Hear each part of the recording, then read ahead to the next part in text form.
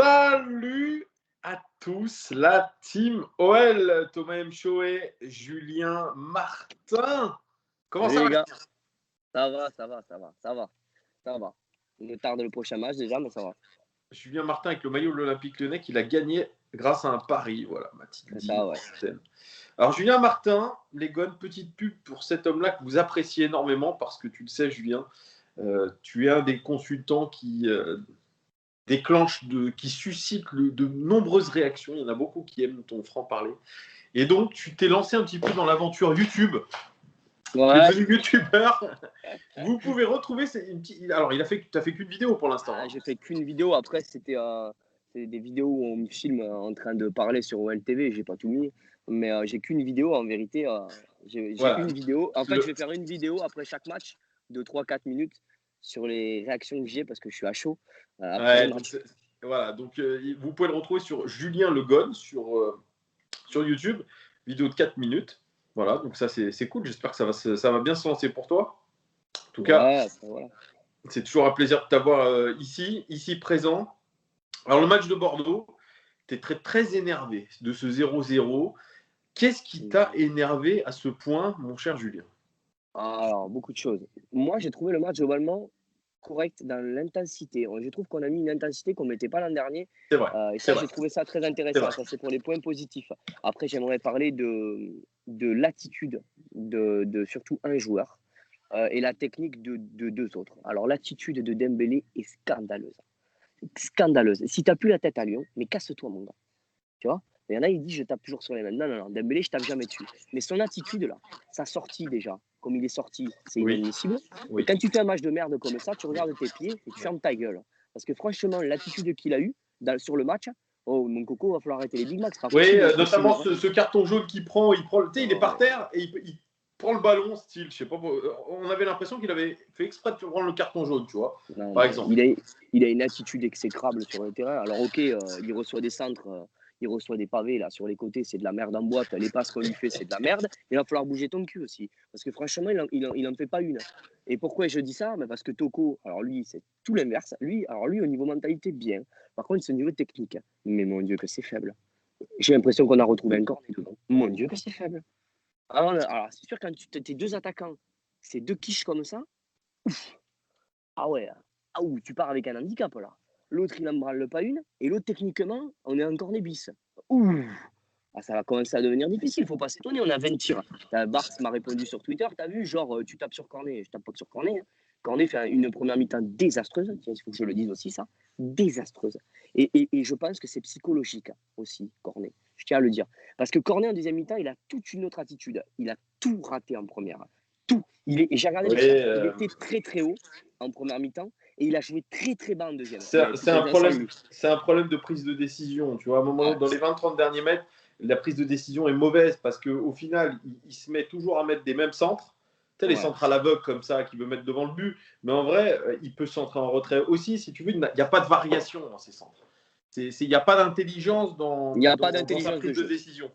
Il n'y a pas d'intelligence de jeu, il lève pas la tête, il balance des pavés, premier poteau.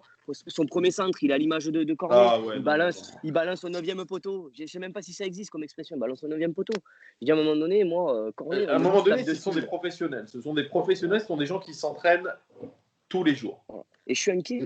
Et ça fait 5 ans qu'il est à Lyon. 5 ans. Oui, et c'est très grave. Et je suis inquiet parce que justement, le problème n'était pas défensif, le problème était offensif. Et je suis inquiet parce que Dembélé n'a plus la tête à Lyon. Je suis inquiet parce que Memphis, avec deux plots devant, il ne savait pas quoi faire.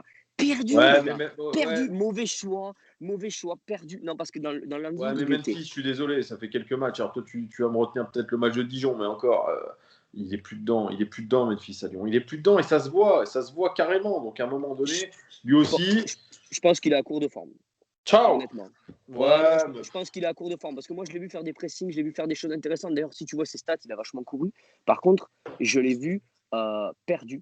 Je l'ai vu faire des mauvais choix et après c'est la cascade Il joue avec deux mecs devant, c'est un sketch les deux. Et le pire, j'en veux à Garcia parce que quand tu vois Le match de merde de Dembélé et Toko, mais il fallait pas attendre autant pour les sortir. Les mecs, c'est des nuls, quoi. Tu le vois pas qu'ils sont nuls là, ils sont pas dans leur match, surtout Toko, Je sais quoi. pas pourquoi. Tu vois, on Putain. lui est beaucoup tombé dessus. D'ailleurs, je l'ai dit moi dans mon débrief.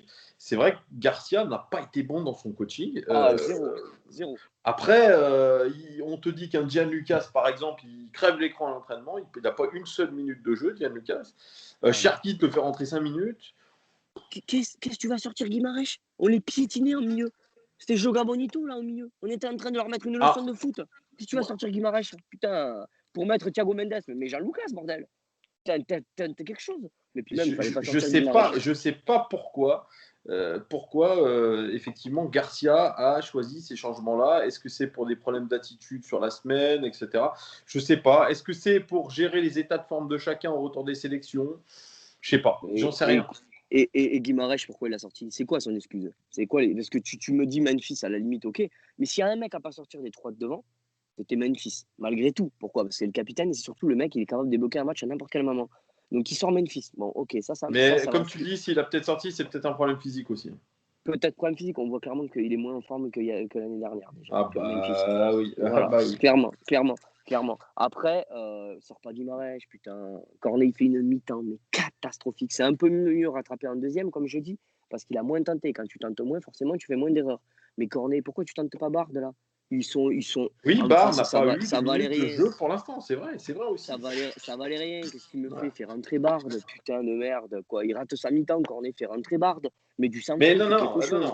Barre, s'il reste, ça sera la doublure de Cornet et pas plus. Et pas plus. Mais Cornet, il est nul à chier. À un moment donné, il va se passer quoi? Il va se passer que Cornet va se faire défoncer dans les tribunes. Et ils vont être là, ils vont faire les étonner, les autres. On va pas aller au match et se taper 21 centres ratés à chaque match. Hein. Commence à casser les couilles, ça. Donc, je le dis. C'est comme Dubois, il a sa petite immunité, Dubois, là. Oui, alors Dubois, c'est vrai qu'on n'en parle pas beaucoup, mais bon, il est meilleur centreur que Maxwell Cornet, un peu meilleur. C'est difficile, je suis meilleur que centreur que Maxwell Cornet. C'est pas difficile ce que tu dis là. Mais effectivement, Dubois, moi, ça fait très longtemps que je ne l'ai pas vu à un niveau acceptable. Il continue à être sélectionné en équipe de France parce que je n'ai pas l'impression qu'il y ait une autre alternative. Mais en tout cas, à Lyon, on a du mal à trouver le bon Léo Dubois qu'on a pu voir il y a quelques temps avant sa blessure au ménisque. Totalement. Pour moi, il est pas bon. Il est pas bon du tout. Donc voilà. Après, il faut revenir le positif. J'ai trouvé dans l'agressivité qu'on était très bon. J'ai trouvé un Denayer très très fort, un Marcelo qui était quand même plus que correct, un Cacré exceptionnel, un Guimarães très bon, un Guimarães très très bon. Donc tout n'est pas acheté dans ce match-là. Mais ce qui est rageant, c'est que nos attaquants, c'est des grosses burnes là sur ce match. C'est des grosses burnes et ça nous coûte 2 points. Et ça, je l'encaisse mal. Franchement. Et il attend trop longtemps pour faire rentrer les joueurs. Donc Garcia, il a sa part de responsabilité, autant que Toko, autant que Dembélé. Oui, et surtout de les mettre surtout autant que Toko et Dembélé. Le club aussi a une responsabilité sur Toko Ekambi, que je trouve loin d'être très bon. Loin, même dans le Final 8, à part son poteau, excuse-moi de te dire, bon, on me dit il prend bien la profondeur, oui, parce que c'est un coureur de fond, Toko Ekambi, c'est pas un joueur. Oui. C'est un coureur, bien sûr, il va courir, il va prendre la profondeur, etc. Mais techniquement, c'est faible. Je te rappelle quand même qu'on avait une option d'achat obligatoire si nous étions en Coupe d'Europe. Or, nous ne sommes pas en Coupe d'Europe et nous avons quand même acheté Karl Toko Ekambi. Pour la défense de Juni, je trouvais Toko, parce que c'est vrai que là j'ai envie de le défoncer quand je vois son match de merde, mais je trouvais Toko intéressant sur un côté. Pourquoi? Parce qu'il va chercher la provocation, il provoque le défenseur. Ce que ne faisait pas Terrier, ce que ne faisait pas bien Traoré, parce que c'est une chèvre, et ce que ne fait pas Cornet comme il faut. Donc pour moi, il était intéressant sur un côté, mais devant, ça vaut pas un sou le mec. Le mec, c'est une pille. Et là, je comprends les mecs qui disent, ouais, mais pourquoi on a vendu Gouiri? Parce que moi, je suis pas un pro Gouiri, mais si tu me demandes en tant que numéro 9, si je veux garder Toko ou Gouiri, ben, je te réponds, je préfère Gouiri. Mais à la base, moi, je pensais que Toko, on l'avait pris pour jouer sur un côté. Et là, ça change le débat. Parce que Toko, sur un côté, je le préfère 100 fois à Gouiri. Et là, Gouiri avait aucune utilité. Mais si tu joues en 3-5-2, c'est-à-dire avec 2 pointes devant, ah bah non, connerie d'avoir vendu Gouiri. Là, c'était pas en 4-3. C'est vrai. Ouais. Si tu joues en 4-3-3, là, c'est différent. Là, c'est différent. Je vois les choses différemment. Là, c'est une connerie. Toko, devant, il est nul. Mais Kadewere, dans ces cas-là. Le problème, c'est qu'il a à peu près le même profil que Dembélé. Donc, On fait des conneries, On- des conneries. On fait que des conneries, là. C'est pas bon. Comment tu vois le prochain match face à Montpellier? Il arrive mardi, très vite. Très dur, très dur. Je l'avais dit pour Bordeaux, très dur, très dur. C'est une Ouais, équipe ça va qui être joue très sur le physique, c'est une équipe de caractère, et nous, on manque de caractère. Alors oui, là, on retrouve un peu une équipe combative à Lyon, et je pense qu'on va l'avoir aussi dur que contre Bordeaux. Bordeaux, si on avait perdu le match, c'était volé, oui, si on veut, mais c'était pas non plus. Il y a eu 0-0. Un match difficile. C'est vrai. Ça sera un match difficile contre Montpellier. C'est le même style de jeu, c'est le même style d'équipe, le même style de. Ils jouent pareil. Donc, on manque de réalisme. Moi, je punirais Dembélé. Son comportement, et là, je ne le supporte pas, honnêtement. Voilà. Et Ouais. vas-y. Petit message, très content. Parce qu'il y en a, ils sont là, ils râlent parce qu'on a perdu, on a vendu tout le monde. Mais les mecs, Oui, c'est voilà, j'allais te parler ce du qu'on voulait. mercato un petit peu là. J'allais te parler du Hein. mercato. Toi, on fait un petit point mercato. Satisfait, pas satisfait? Qu'est-ce que tu as en tête? Alors, à l'instant T, le problème, c'était le temps. Le Covid nous a empêché d'avoir le temps de préparer une équipe. Donc, on fait un peu comme ça. Là, je suis content. On a viré les merdes. Il nous en reste que 2 ou 3. Traoré, apparemment, il a signé là. Aujourd'hui, Et grâce à visite Birmingham, médicale. ouais. Ça a l'air Voilà. d'être fait à Birmingham. Voilà. Et là, c'est champagne, les mecs. Il nous reste quoi à virer? Il nous reste quoi? Il nous reste Cornet à la limite. Cornet, Et il nous reste. il n'y a aucune rumeur dans ce sens. Ouais, Et je crois qu'il est mais non, mais il intransférable. partira pas. Non, mais il partira pas, malheureusement. On va devoir se le coltiner une année de plus. Il nous reste quoi? Cornet et Marcello. Je sais pas trop si j'ai confiance. Marcelo, non, je le garde. Je sais pas trop si j'ai confiance. Ouais, mais il a 34 ans et Marcello, Je il le est garde, capable de. même si Hugo nous a dit qu'il y avait des grosses rumeurs qui Oui, disent mais que c'est pas. Il y a des Jets qui sont partis à Istanbul. À mon avis, ça doit parler. Tu te doutes. ça doit parler. Donc, ça doit parler. Moi, Marcello, je pense qu'il est trop irrégulier. Il peut être fort 6 mois. Il peut faire 6 mois catastrophiques. Et catastrophique, genre catastrophique à la cornée, quoi. Donc, Marcello, si on s'en sépare, il a 34 ans. Je serais pas déçu. Même si je t'avoue 33. qu'il fait 33 ans. Même si je t'avoue qu'il fait 6 bons mois, là. 6 très bons mois. Moi, je le trouve plutôt très intéressant. C'est le patron de la défense. Hein. Patron de la défense, caractère. Ouais. Et s'il s'en va, je vais pas le pleurer non plus, tu vois ce que je veux dire. Donc, je suis un peu entre les Cornet, Marcelo, ensuite t'enlèves tout. C'est tout. Traoré, Reine Adélaïde. Voilà, oui. Je ne loupe pas au tournant celui-là. Qui dégage, lui. Lui, c'est une question de fierté, tu vois. Je préfère encore jouer avec Jean Lucas, tu vois, et Thiago Mendes toute la saison que de me retaper un gars qui a craché sur Lyon comme il y a Hugo aussi qui donnait une information selon laquelle si Bonhoff, Thiago Mendes dehors. Bon, en fait, tout le monde est à vendre, quoi. C'est ce que je dis, moi. Si Bonhoff, tout le monde est à vendre. Ouais, tout le monde est à vendre. C'est n'importe quoi, ça. Par contre, quand j'entends les rumeurs sur Denayer et tout, c'est n'importe quoi. Même Cacré, il y a un club. S'il y a un club qui pose 60 millions sur Cacré, il s'en va. Bon, alors là, mais ça, tu vois, ça serait des. Tu te rends compte? Non, mais je te le dis. Ouais, non, alors ça serait des énormes conneries. Bon, j'espère pas. Par contre, voilà, là maintenant, on a vendu, c'est bien. Pour moi, on a perdu que des joueurs que je m'en battais les rouleaux, en fait. À droite, c'était pas des titulaires. Marsal, pour moi, il n'avait rien à titulaire, ce mec. Il jouait titulaire, il dépannait bien à 3, mais c'était pas un bon joueur. Donc au final, et Tatarusano était numéro 2. Pour le moment, on n'a rien perdu si tu regardes sur le papier. Par contre, il va falloir quand même intégrer les nouveaux et je pense qu'il va falloir se dépêcher. Quoi. Ouais, alors tu m'as pas parlé des gros joueurs qu'on risque de perdre. On risque de perdre Depay, ça c'est quasiment certain. Et puis Aouar qui a fait une énorme rentrée contre. T'en as pas parlé, une énorme rentrée contre Bordeaux. Très bonne rentrée. Qui lui est en train de se faire une énorme pub aussi concernant un départ, puisque Arsenal est très très chaud sur lui. Tu veux que je te dise ce que je pense? Je pense que c'est que de la flûte ce que font Juninho et Ola, c'est tous. Nos trois de devant, ils vont partir. Tu vois comme ça, toi. Ah bah Dembélé, t'inquiète pas, Memphis va se barrer parce que la Roma ou Dortmund ou même un gros, ils vont venir poser leurs couilles. Et Aouar, tout le monde le veut en Europe. Tout le monde. Ils attendent juste le dernier moment pour. Donc tu penses toi que les trois vont partir, toi? Oui, parce que Dembélé, il va aller au Forcing. Il faut pas rêver, les gars. Vous avez vu ce qu'il a fait au Celtic alors qu'il y est resté des années? Vous avez vu ce qu'il a fait? C'est vrai, c'est mon dernier match. Tu as raison, il est parti au bras de fer avec le Celtic. Et il va faire la même chose avec Lyon. Ne rêvez pas, il n'a plus la tête à Lyon, ça se voit clairement. Vous avez vu la gueule de ces matchs. Moi, l'autre fois, je me suis rematé à un match du Celtic où il y était. Mais c'est pas le même Dembélé, je vous le dis. Le mec, c'est un fou sur le terrain. Il court partout. On dirait Toko, mais en version technique. Il courait partout. Là, on dirait un gros veau là, qui a bouffé 3 McDo avant de commencer le match. Non, mais sérieux, c'est pas le même Dembélé. Il n'a plus la tête à Lyon. C'est clair et net. Et je comprends pas qu'il le mette sur le terrain. Il n'a plus la tête à Lyon. Plus du tout. Il joue plus avec l'envie, il joue plus avec la hargne, il joue plus du tout comme il faut à Lyon. Je vous dis qu'il veut se barrer. Et sa sortie, elle est criante. Quand il prend le vestiaire, c'est clair et net. Pour moi, il n'a plus la tête à Lyon. Donc les trois, pour moi, Les 3 vont se barrer, tu vas voir, j'en suis sûr. Je le vois venir gros comme une maison. Mais Juninho, il a tout anticipé, va.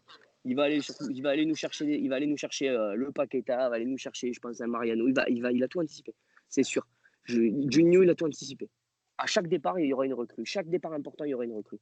Là, c'est que des mecs pas importants. On va aller chercher un arrière droit, mais il y a pas de joueurs importants, ils sont partis. Tu perds Marsal, tu as Diomande. Donc, tu as Andersen ou Diomande. Tu vois ce que je veux dire? Bon, mais oui, je vois ce que tu veux dire. Bah écoute, merci beaucoup, mon cher Julien Martin. Je crois qu'on a été très complet sur la question. Toujours un franc-parler. Tu t'y as vu, c'est ça qui fait plaisir. Moi qui fait plaisir, surtout aux suiveurs de cette chaîne. Hein. Franchement, il y en a qui attendent ta parole comme une parole d'évangile. J'espère ne pas blasphémer. Je suis catholique pratiquant, mais c'est pas grave. Merci beaucoup, Julien. D'ailleurs, les gones, n'hésitez pas à commenter Julien Le Gone. C'est sa chaîne YouTube. N'hésitez pas à commenter cette vidéo. Et puis, mettez un like, important, et abonnez-vous. Ça aussi, c'est important. Et puis, on retrouvera, bien sûr, Julien Martin, peut-être pour la prochaine journée de championnat, un petit débrief. Je le referai venir en interview parce que c'est toujours très cool de t'avoir. C'est un petit vent de fraîcheur, mon petit Julien. Toujours un plaisir d'être avec toi. Il faut savoir que les gars, il est aussi sympa à l'antenne qu'hors antenne. Ah, c'est gentil. Mais pour ceux qui se demandent, il y en a certains qui me demandent ah, tu connais Julien? Julien, je ne le connais pas physiquement. Je ne connais pas physiquement Hugo. La plupart, en fait, des consultants, à part Giuliano, celui que j'appelle Giuliano mais qui s'appelle Julien, je ne les connais pas physiquement. C'est incroyable, c'est-à-dire qu'on s'est rencontrés via cette chaîne et j'espère qu'on aura l'occasion quand même un jour d'avoir une grande réunion à Lyon. Voilà, tous ensemble, ça pourrait être assez cool. Voilà. Oui, je monterai à Lyon, on se verra. Grave. Bon, Julien, bonne fin de journée. Très bientôt. À bientôt. Ciao. Ciao.